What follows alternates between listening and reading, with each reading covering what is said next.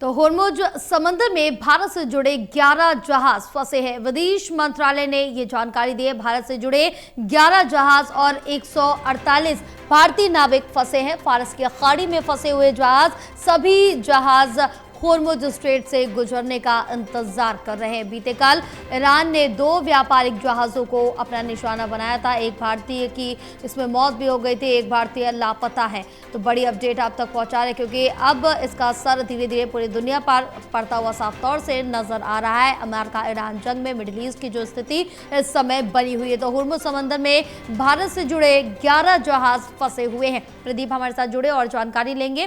प्रदीप, इस समय अगर जिक्र करें तो होर्मुज समंदर में भारत से जुड़े करीबन 11 जहाज अभी भी फंसे हुए। विदेश मंत्रालय ने ये जानकारी साझा की थी और सभी जो जहाज है वो होर्मुज स्ट्रेट से गुजरने का भी इंतजार कर रहे हैं।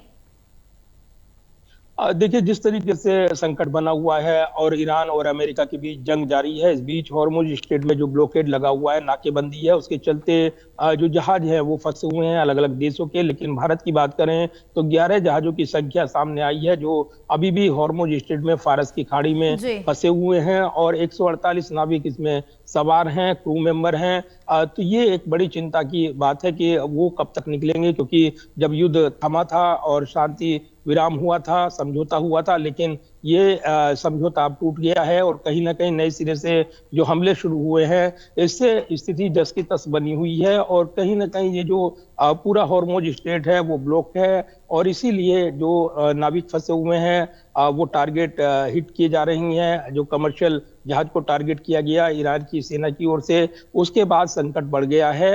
लिहाजा विदेश मंत्रालय की ओर से जानकारी साझा की गई है कि 11 जहाज अभी फंसे हुए हैं, जानकारी और जुटाई जा रही है। इसके अलावा जो सभी जहाज हैं हॉर्मुज स्ट्रेट से गुजरने वाले थे, उसकी नाकाबंदी है, इसलिए ये स्थिति बनी है। और बीते कल ईरान ने 2 कमर्शियल जहाजों को जो टारगेट किया था, उसमें भारत के एक नाविक की मौत हुई थी, एक लापता है जो ओमान तट के पास जहाज को टारगेट किया गया था। भारत ने इसको लेकर कड़ी आपत्ति दर्ज कराई ईरान के डिप्टी दूतावास के चीफ के साथ और अपनी आपत्ति दर्ज कराने के साथ ही स्वतंत्र नौवहन बनाए रखा जाए अंतर्राष्ट्रीय जल मार्ग में, ये भारत ने कहा है। कमर्शियल जहाजों को टारगेट ना किया जाए, ये कहा गया है। तो पूरी तरीके से इस पर विरोध दर्ज कराया है कूटनीतिक तौर पर भारत की ओर से। तो ये जरूर है कि जिस तरीके से पूरा घटनाक्रम बना हुआ है, नई वैश्विक चिंताएं बनी हुई हैं और भारत की भी इस पूरे घटना में नजर बनी हुई है। लेकिन भारतीय नाविक जो कमोबेश हर देश के झंडे वाले जहाजों पर मौजूद हैं, उनकी सुरक्षा को लेकर विशेष तौर पर अब चिंताएं देखने को मिल रही हैं। बावजूद इसके कि ईरान जानता है कि